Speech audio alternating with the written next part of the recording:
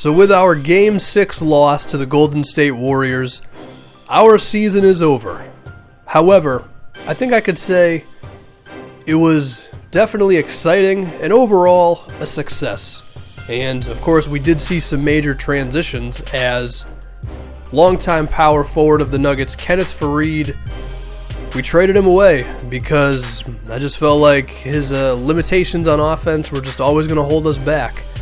And in exchange, Thad Young is here, who has a lot of the same athleticism as Faried, but we now see just how impactful a power forward who can stretch the floor a bit can be for us. And speaking of that Warriors series, we also saw Emmanuel Mudiay go to the next level when I gave him more opportunities to score. And we saw that he could be our star player for a long time, okay?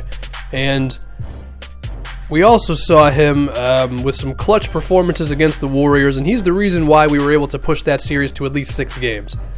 So Mudiay and Thad Young, those two, that combination of those two, that's something we're going to have for a long time.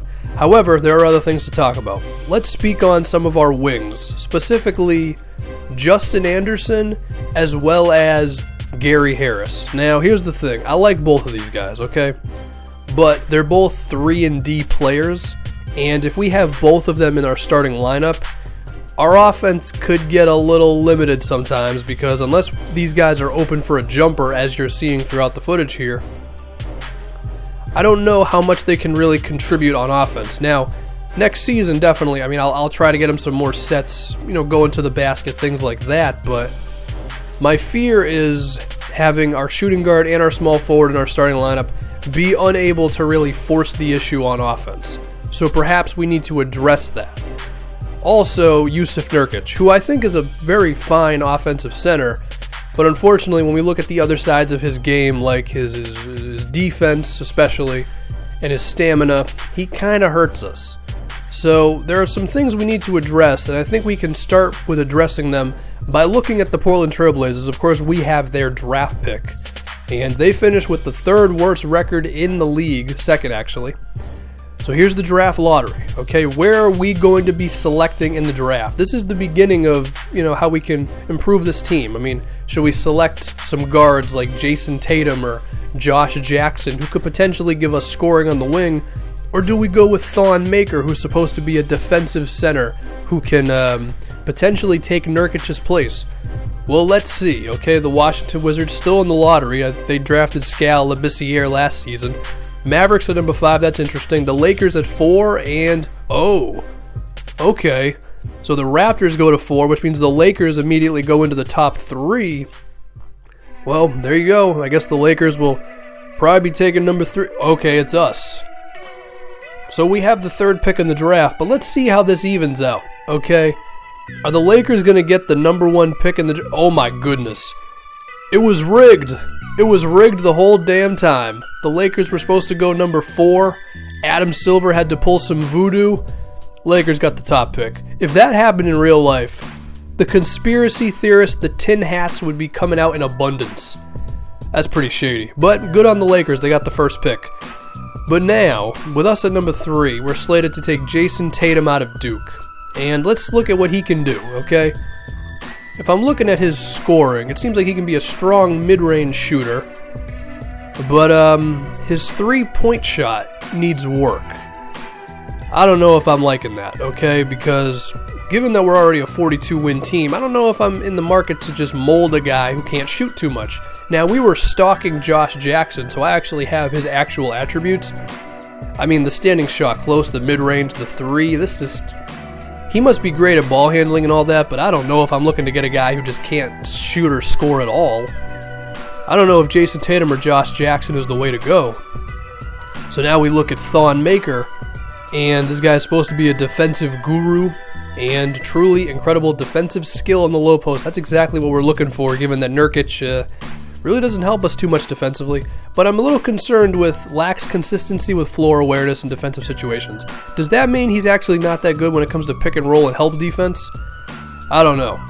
Now, I wasn't in love with the wings we could potentially draft, and to be honest, There's no wing player who's in the perfect situation for us to trade for. You know, a young player who can average a lot of points for us, who the team he's on wouldn't want to move him. Like, I don't see anybody here who's in a situation where they could be moved that I would want, that would actually be worth the third pick in the draft. Like, I don't think there's a guy here for that.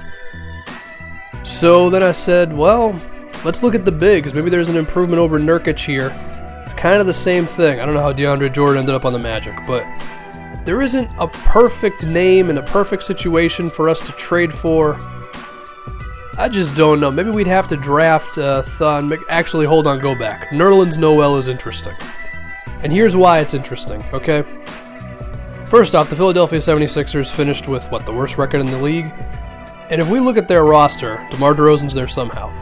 Jahlil Okafor is their starting center, okay? He started 74, he played 74. So who's their starting power forward? It's not Nerlens Noel. He only started 14 games for them. So that's interesting. Okay, he's coming off the bench for them. Joel Embiid, he only started 4. And it seems like their power forward is either Ben Simmons, because, I mean, as you see, Simmons also started at a full 82, or it's Sabonis here. So now I'm thinking, if Nerlens Noel is playing behind Jahlil Okafor and Ben Simmons and Sabonis, would it not make sense to make that move? Because I just don't think he's going to get the playing time behind these guys. And I think Nerlens Noel would be the perfect defensive player we need. I mean, blocking shots, rebounds, just overall defense, he'd be fine. Now the question is, we already struggle on offense at times. Would getting him hurt us too much offensively? I don't know. I actually think he could be a fine pick and roll player with Moutier, given his athleticism and his vertical, but I don't know. It's interesting. I think Philadelphia would be willing to move Nerlens Noel, and I think he would be the best answer for the fact that Nurkic is limited in certain areas. So here would be the move. Our number 3 pick in the draft and Jameer Nelson to dump some salary for Nerlens Noel, okay? This would also give the Sixers 2 top 5 picks, by the way. Is this the move, okay? I think this could make sense for the Sixers because, like I mentioned, Noel's not even starting for them. They get the number 3 pick in the draft, and then they can do what they want with that. I don't know. I think it's interesting. It's an idea.